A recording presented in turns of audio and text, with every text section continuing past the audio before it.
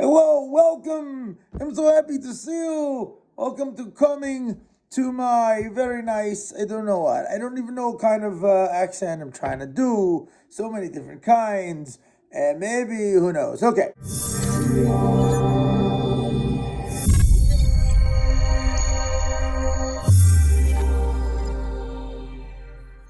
So, what I'm going to do, very importantly, is I'm going to get rid of this mustache because it is really annoying. And I'm going to tell you a little bit about pick card, any card.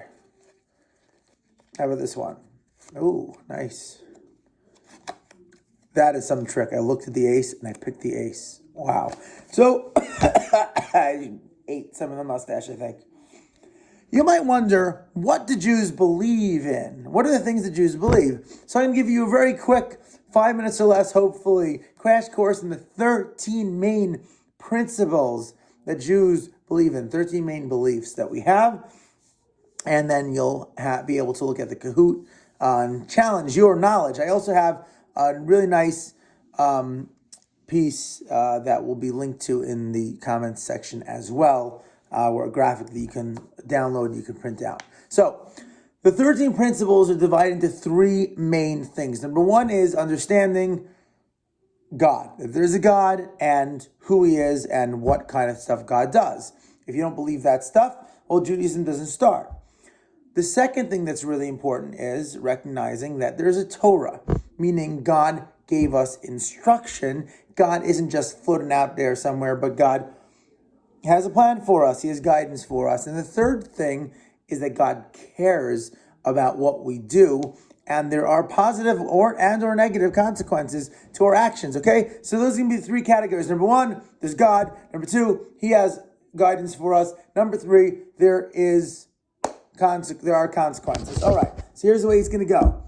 By the way, these 13 are set down by Maimonides, Rambam, a great physician and rabbi scholar from almost 1,000 years ago and been widely accepted. The Rambam states that all these 13 things are things that Jews are required to understand. If you don't understand them or if you don't believe them, then feel free to message me or speak to a rabbi so you can try to understand there is logical, rational basis for all of these, which we're not going to get to in a 5-minute video. Number one is that recognizing that God did create everything and still runs the show. So the universe didn't happen on its own. It was started by God. And number two, 1A, that God didn't just create it and leave on vacation. He's still intimately involved. Number two, there's only one God. Okay? Other religions might believe in multiple deities, paganism, polytheism. Think about Greek culture and ancient Egyptian culture, or any Rick Riordan book you've ever read, involves multiple gods. Some religions talk about a trinity within. We believe in only one God. God does not have a body. God is not physical at all. God cannot be a man. This is the third principle. Okay, so number one, God created and runs everything. Number two, there's only one God. Number three, God has got no body and is not physical at all. Number four is God is timeless. He always was and he always will be. God didn't have a starting point. God was always around. This is a very intense concept, and this is something that there's more discussion to be had, but we're running here. Number five is that we don't pray to people or stars or the moon or anything else. We only pray to God himself. We don't pray to rabbis. We don't pray to statues. We only pray to God. Okay, that's the God section, the first five. Second section is that God has guidance, the Torah section. So number one, there are people called prophets. A prophet is someone that God actually shared information with.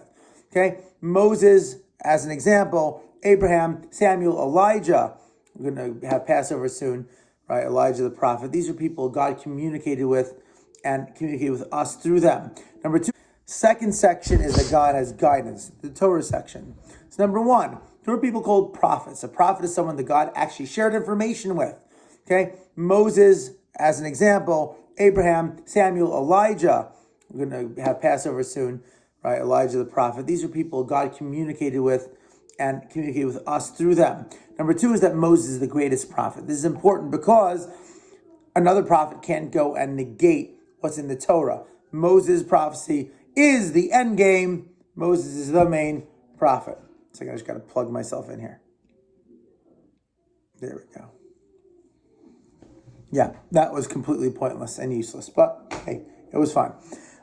Number 8 is that the Torah we have is the same Torah that Moses got. The words are the same. It's been passed down. A Torah scroll can only be written copied from another Torah scroll, copied from another Torah scroll. So the Torah we have is accurate, and then the 9th one is that God will never change his mind or change the Torah.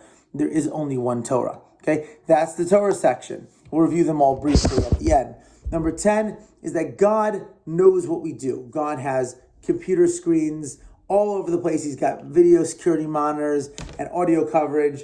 God knows. He knows what happens. He knows what happens. We can't hide from anyone. Number 11 is that there is a system of reward and consequences. So the things we do positively, there's incredible, unimaginable reward. And things we do wrong, there's going to be a negative consequence. Number 12 is that there will be an end to our exile, and Mashiach, the Messiah, will come. We believe the Jewish people are now not in our optimal best state. We should be in Israel with the Jewish king, with peace on the world, and that's going to happen eventually. And cast from this world will come back to life. It's called Tchiyat Mesim, or the resurrection. It's going to happen sometime in the future. It's not necessarily connected to the time of Mashiach. It's a separate time, but that is something that Jews believe in. That is a section of consequences. So, quick review. In the section of God, number 1, God created and runs everything. Number 2, there's only one God, no trinities and no other gods. Number 3, God is not physical and is no matter. Number 4, God is eternal, always existed, always will exist. Number 5, we only pray to God and nobody or nothing else. Torah section. Number 6, there was something called a prophet, and God communicates with the prophets. Number 7, Moses was the greatest prophet. Nobody before or after can be as great as Moses. Number 8, the Torah we have is the exact same Torah that God gave to all the Jewish people through Moses. Number 9, the Torah will never, ever change. Number 10, in the consequences section now, God knows what we do. Number 11, the system of reward and consequences. Number 12, there will be a Mashiach, an end of the exile with the Messiah. Number 13, eventually people who have passed will come back to life.